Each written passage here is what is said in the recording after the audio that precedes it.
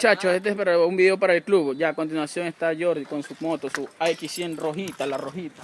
Pero ya, pues ya, mijo, primero, pues.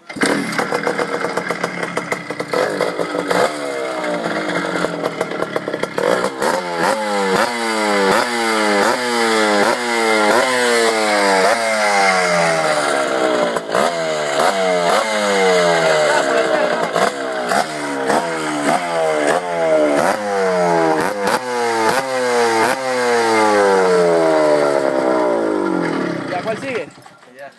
Ahora vamos a ver la moto de Ran Ran. Ya.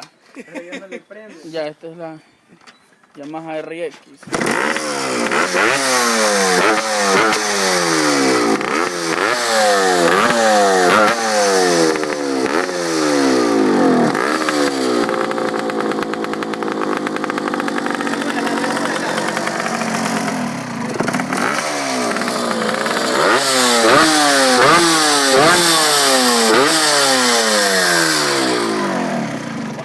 Increíble, increíble, qué bestia, qué sonido, ¿no?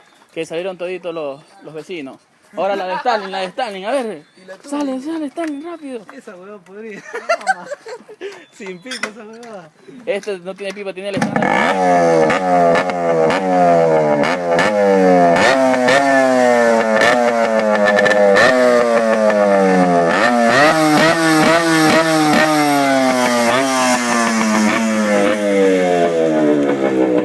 Vamos a la de Guido Solórzano.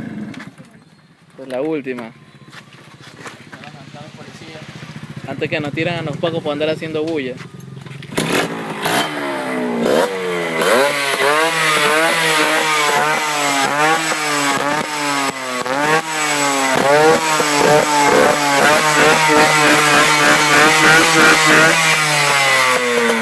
Le revelaste todo, pues. Bueno. Le reveló todo, pues no querías que vea lo demás. Ya es el final. Ya es el final.